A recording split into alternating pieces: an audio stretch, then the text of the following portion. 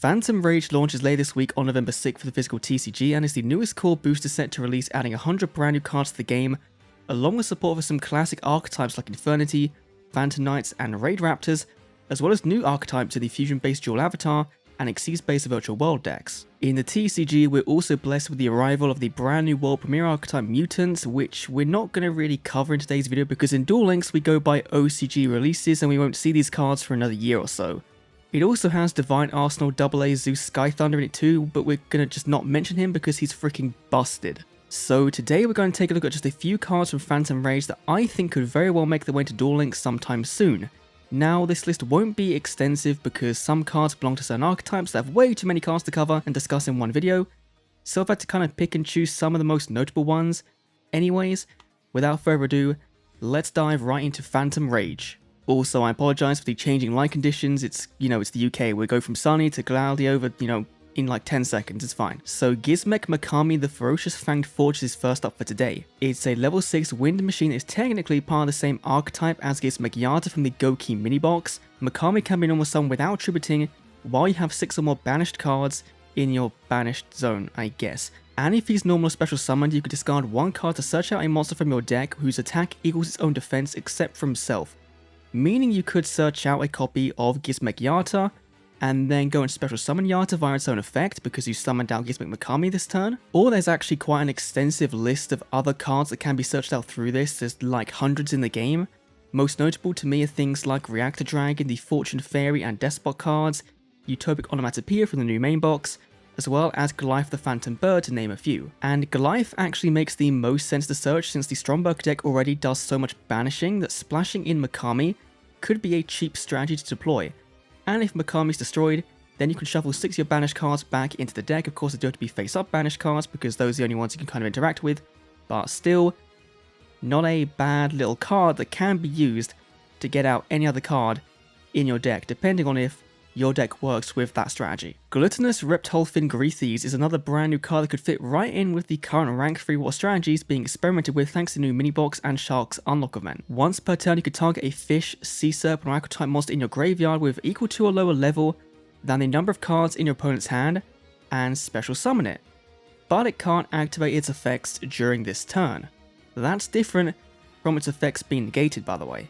And if this card is used as a synchro material, it gives the monster it summons 200 attack defense for every card currently in your opponent's hand at the time of being summoned, so it's not overly great going first, but can lead into a generic rank 3 Xyz play, or a level 6 synchro, or anything in between.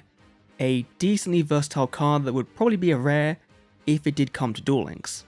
Armata, the Chaos Phantasm Phantom of Fury is the kind of boss monster that would drive most content creators insane trying to pull off in ranked PvP. I know the original did for a few of them, and this one would do the same.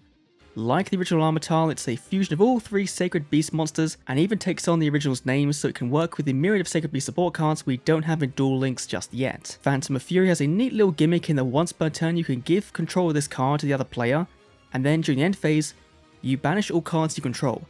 That affects the current controller of the card, so your opponent would banish their entire field, and then you, as the player, can turbo out the original Armata the Chaos Phantom from your extra deck, giving you an empty board to go against with a direct attack of 10,000 with your Armata on your next turn. It's a real cheesy card that if given any form of consistency would probably ruin Duel Links' PvP scene, but as it is, it would be pretty entertaining to use and face off against, and that's about it. It also helps there's no build-in protection to either of the Armata variants. They're both easily stopped by things like Floodgate, which would do wonders here. Moving away from a series of cards that never saw play in Duel Links aside from, Hamon, we have Rookie for Hire. I won't stop recommending new for hire cards until we see Rafale in the game, but this new spell card should give the deck an added push. It's a quick play spell that lets you tribute a monster to special 1 for hire with a level who's 1 higher or lower than a tribute monster from your hand or from your deck. Also, it locks you into attacking with for hire monsters only for the rest of the turn, so no going into a big Xyz monster and expecting to be getting any damage in during that turn. Clearly, if you want a boss, they're kind of wanting you to go into their Link monster Folgo and then do damage that way, so in Duel Links it won't make too much sense. This card of course is good for those times where you just need to get one more pop off with Dompa or Recon, or to just go into any Xyz monster. The deck already has really good swarming potential, but each for hire can't summon another copy of itself, and since most of the playable ones have differing levels, it's hard to make that extra deck play. This card can help facilitate that in certain situations. Xyz Import is another quick play spell that could become a pretty meta-relevant staple if given the right Xyz monsters to use with it. Essentially allows you to steal an opponent's monster with an attack less than equal to an Xyz you control and turn it into one of its overlay units. Now, it does target, so things like Cocytus you won't be able to get around, who is still a pain to be dealing with because Invert Magician Girl is now tier 2 according to Duel Links Meta's tier list, which is that's fun. But it is a very good source of removal that doesn't have any other restrictions on it. So in that way, it kind of reminds me of one of my favourite Xyz's Silent Honor Arc, but in a spell card.